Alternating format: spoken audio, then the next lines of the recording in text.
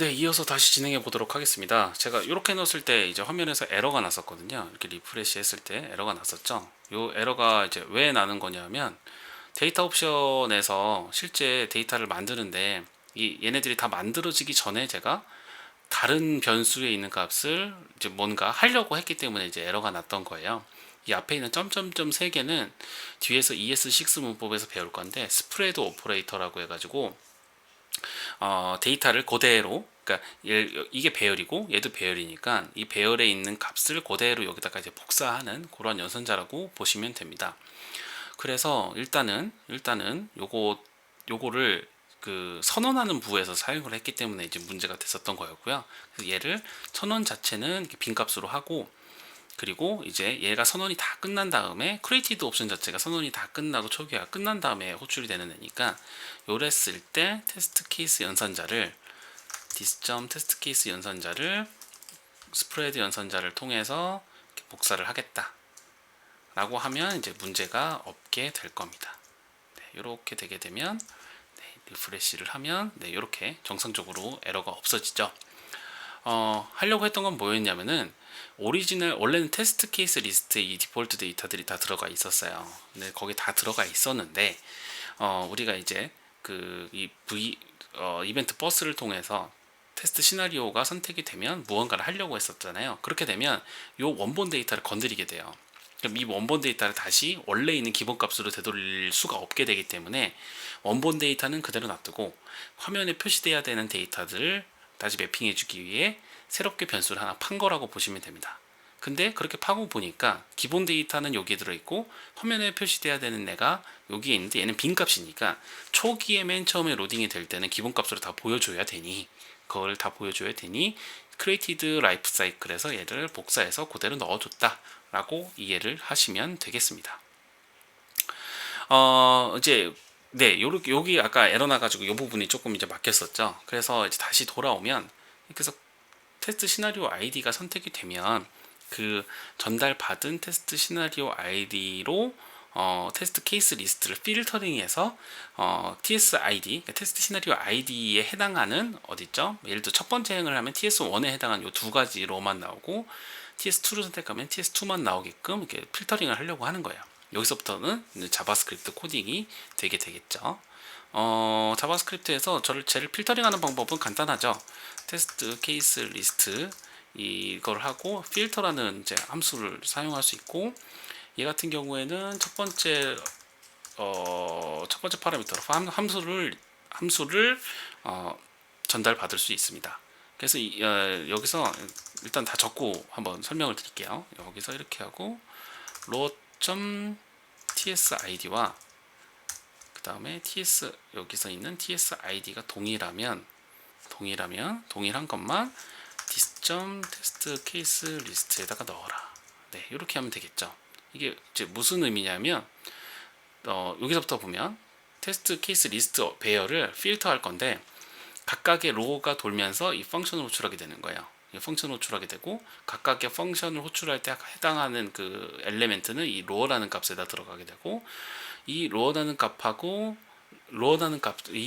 값의 TSID와 전달받은 이 함수에 들어왔던 이 TSID가 만약에 동일하면 동일한 것만 리턴하게 되고 그거의 결과를 다시 테스트 케이스 리스트에 담아라가 되게 되는 거겠죠. 그러니까 TSID가 동일한 것만 다시 테스트 케이스 리스트에 담기게 되는 형태가 될 겁니다. 제대로 된다면 동작을 해야겠죠. 리프레시하고 TS1을 클릭했을 때 TS1을 클릭했을 때 TS1에 해당하는 시나리오만 나오게 되죠.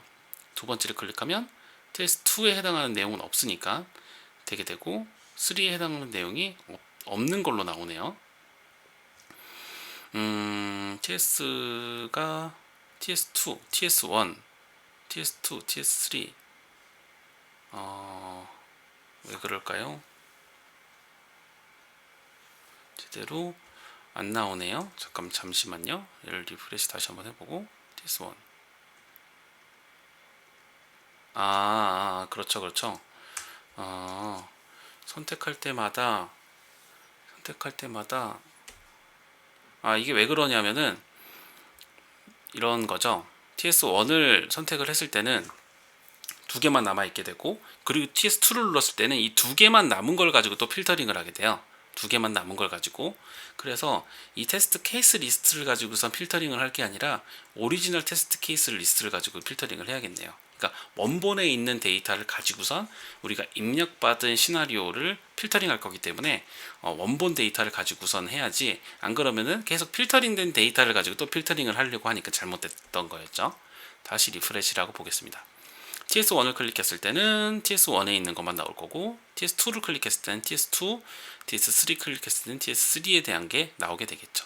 그러니까 오리지널 데이터는 안 건드리고 오리지널 데이터에 있는 거를 필터링해서 화면에 표시돼야 될 리스트에다가 담는 거니까 이제 정상적으로 동작하는 거를 볼 수가 있습니다. 그러면 이제 거의 다 끝났어요. 이제 이벤트 개발까지 다 끝났고, 테스트 실행 더미는 이거는 그냥 이 실행 아무것도 아니고, 서버 API 갔다 오는 것도 아니고, 실행을 눌렀을 때 아무것도 동작을 하지 않기 때문에 그냥 얼러창 하나 띄워주는 거 이벤트를 걸라고 넣어둔 거예요. 나중에 거기다가 서버를 연동하는 뭐 엑시오스 연동하는 로직이 들어간다거나 할 거기 때문에 일단 함수만 만들어주는 의미라고 보시면 될 것 같습니다. 여기 버튼이죠. 얘는 그냥 기본 v1 디렉티브가 추가되는 형태대로 진행된다라고 보시면 됩니다. execution. 그리고 여기다가 execution 이벤트 핸들러를 적용해야겠죠. 메소드 옵션에다가 execution 이런 이 execution이라는 이름으로 함수를 정의해야 되고, 그냥 얘는 얼러창 하나 실행 라고 띄워줄 겁니다. 원래는 이게 얼러창이 아니라 이제 여기에 특정 옵션 메소드가 들어가거나 로직이 들어가야 되겠죠. 근데 일단은 우리가 서버 연동은 하지 않고 있기 때문에, 그렇지만 버튼에서 이걸 클릭했을 때 실행을 할 거라서 일단 함수만 파놓는다는 의미로 이벤트를 만들어 보도록 하겠습니다. 리프레시해서 실행을 눌렀을 때 얼러창이 나오는지만 보면 되죠. 네, 얼러창이 나오죠. 네, 여기까지 해서 이제 전역 컴포넌트를 통해서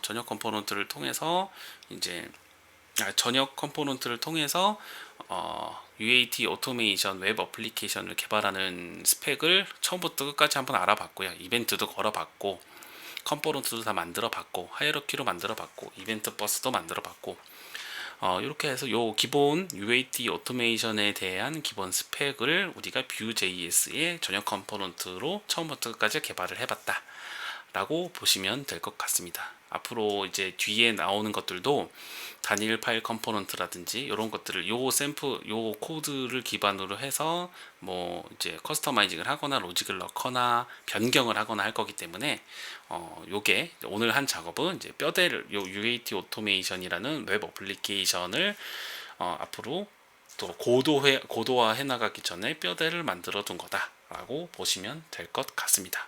그러면 이번 회차는 여기까지 하도록 하겠습니다.